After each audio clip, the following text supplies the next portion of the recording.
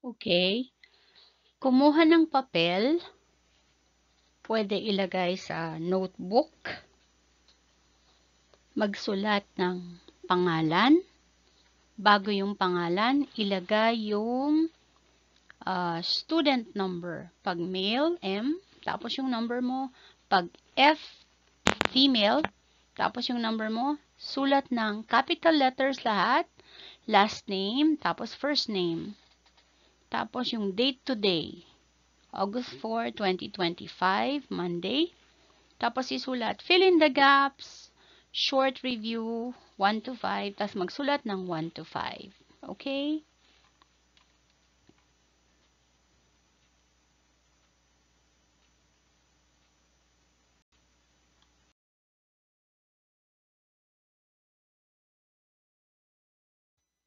So, this particular task, you need to choose anong word ang mag-fit dun sa mga blanks.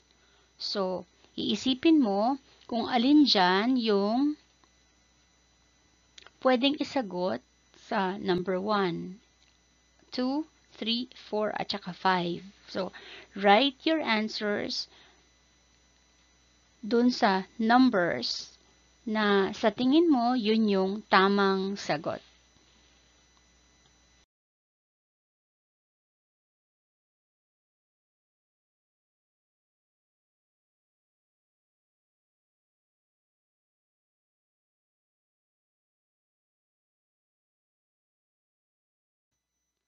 This time, isulat mo sa papel, number 2, unlocking content vocabulary.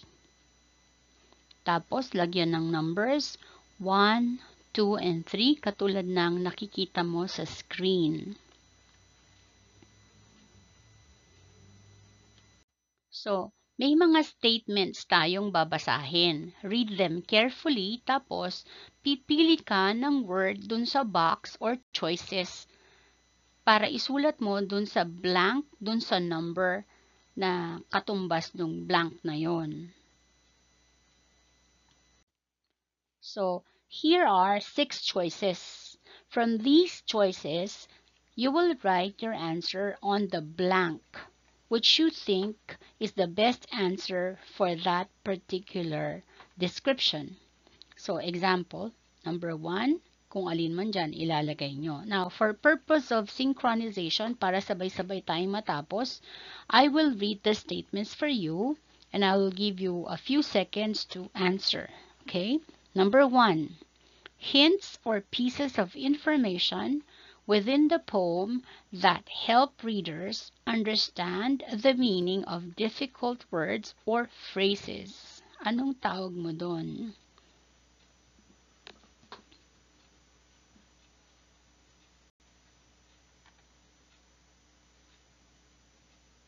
Number 2, a person who creates or produces written, spoken, or visual works. Ano ang tawag mo dun sa tao na lumilikha ng content tulad ng written, spoken, or visual works? Okay, write your answer.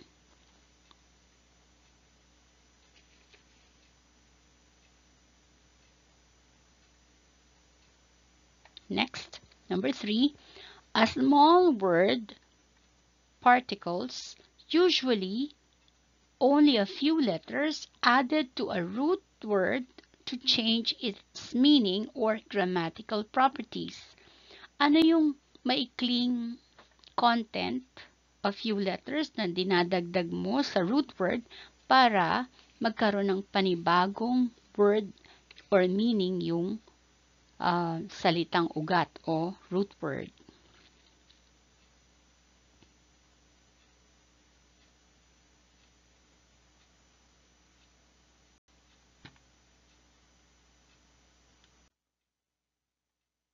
Number 4, an opposite word or phrase is used to show what the difficult word means by contrast.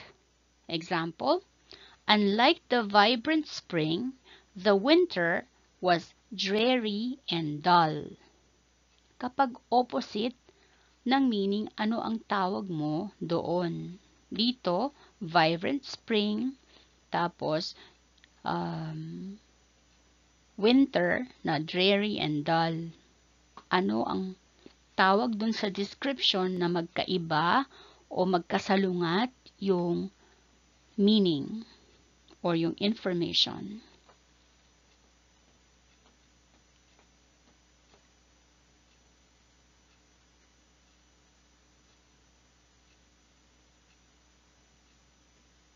Okay, number 5. Affixes attached to the beginning of a root word. Example, un in unhappy. Dito ang root word happy. Ano ang tawag mo dun sa dinikit mo na un?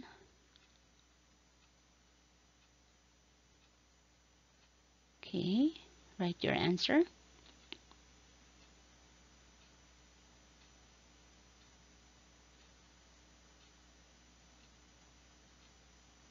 Okay. Context clues. Context clues in poetry are hints or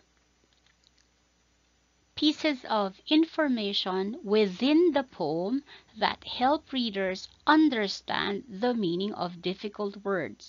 So, merong mga clue o hint sa loob ng poem para kahit hindi ka maghanap ng ibang resource, within the poem, maiintindihan mo yung meaning niya.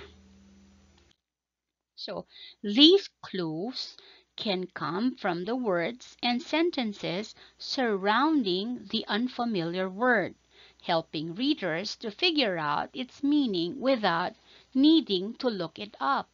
So, nakapaligid o malapit lang yung meaning ng unfamiliar word kasi makakatulong yung mga words na nasa paligid para maintindihan mo yung meaning ng unfamiliar word na yon kasi kahit hindi mo hanapin sa dictionary or ibang resources, maiintindihan mo na kasi makakatulong yung mga surrounding words na nasa paligid niya. So, here, meron tayong i-discuss na 5 klase ng context clues. Yung una, D. So, may shortcut tayo. Da, si. Yung una, definition. I-define niya yung word, magbibigay siya ng definition dun sa same line. Example, the night was somber, dark, and gloomy. Ibig sabihin, madilim kasi dark and gloomy. Yung night. Next. Antonym clues. Sa antonym naman, yun yung opposite o kabaligtaran o contrast nung information na hinahanap natin ng meaning. Ito yung example. Unlike the vibrant spring, the winter was dreary and dull. So, ang kabaligtaran ng vibrant,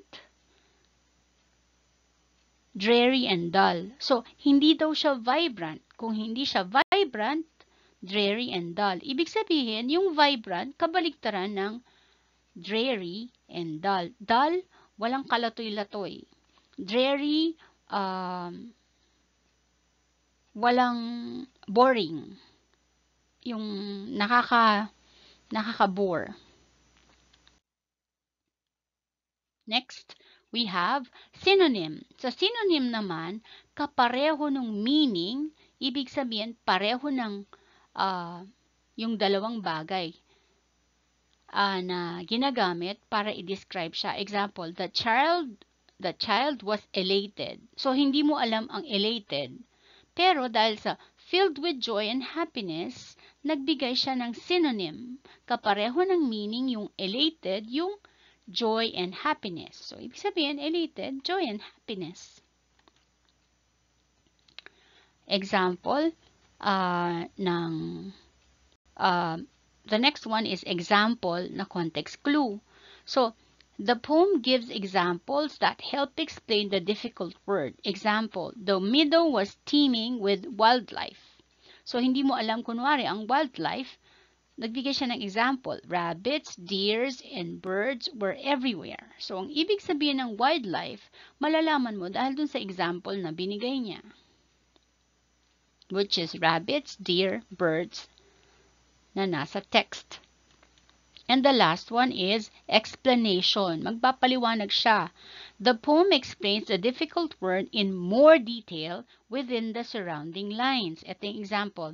The ancient tree, a giant oak with sprawling branches, stood as a sentinel in the forest.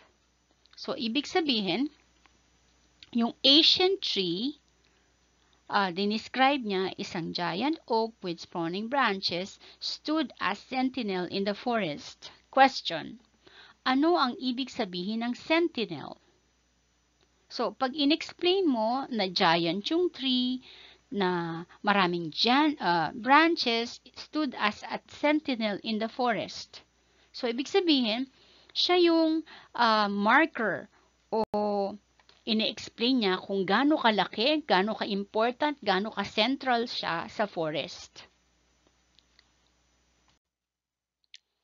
Paano naman gamitin ang context clues? How to use context clues? So, sabi niya, use context clues to help understand a poem by following these steps. So, pag finalo mo yung steps na to, mas madali mo maintindihan ang mga context clues. Number 1, read the surrounding lines. Look at the lines before and after the unfamiliar word. Kasi, dun sa mga lines na malapit sa kanya o mga words na malapit sa kanya, baka nandun yung context clue, kung saan malalaman mo yung meaning niya.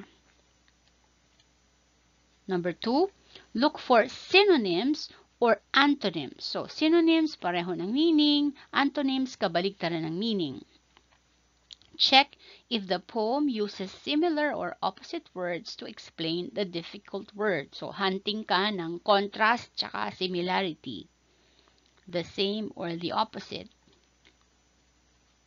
Number 3. Para sa mga example na klase, see if the poem provides examples that illustrate what the word means.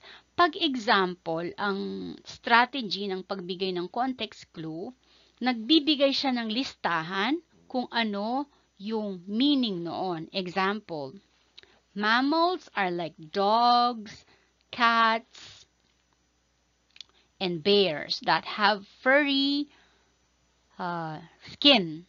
O mabalahibo daw yung skin. Tapos sinabi niya yung examples, dogs, cats, tsaka bears. So, those are examples. Next. Find the definition or explanation. Look for a definition or a detailed description with the poem. Pag definition, example, sasabihin niya yung detalye nung meaning. Sa explanation naman, mag-e-explain o mas magbibigay siya ng mas maayos o ibang paliwanag para mas maintindihan mo kung ano yung word na yon. So, tingnan natin yung example to practice using context clues. So, ito yung part ng poem na extract. The old mansion was eerie, with its creaking floors and ghostly shadows. So, sabi niya, ano ba yung eerie? Yung creak, yung lumalangit-ngit na floor. Ghostly shadows, parang ghost na mga anino. So, ang unfamiliar word dito is eerie, di ba? So, sabi niya, the phrase creaking floors and ghostly shadows give a hint about what eerie means. Meaning, based on these clues, eerie likely means something spooky or creepy, something na nakakatakot. Parang may mga shadow ng ghost, tapos lumalangit-ngit yung floor. Ibig sabihin, yun yung meaning ng eerie. So, using these strategies, they can become better at understanding a poem. So, tayo daw, pag alam natin yung strategy na i-analyze yung mga paligid na words sa isang word na hindi natin maintindihan, mas madali tayong makakaintindi ng poem. So, ito naman yung context clue sa poetry. Read each poem excerpt carefully. So, syempre, babasahin mo dahan-dahan.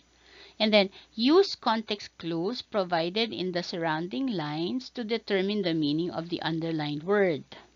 Next, write the meaning of the word and explain which type of context clues help you. So, pipiliin mo kung ang nakatulong sa'yo definition, synonym, antonym, example, or explanation. So, ganito yon. So, bago natin gawin yung activity, gawa muna tayo kung paano siya, example muna kung paano siya gawin. So, merong text. Ito yon. The old mansion was eerie with its creaking floors and ghostly shadows. Ito yung statement. Yung statement na yan, merong word na hindi maintindihan, which is yung word na, yung word na eerie. So, yung eerie, yung hindi mo maintindihan na word, at ang mga word na nakatulong sa'yo para malaman yung meaning is spooky, means nakaka-nervyos, at creepy, parang nakakatakot. Oo, nakakatakot. Now,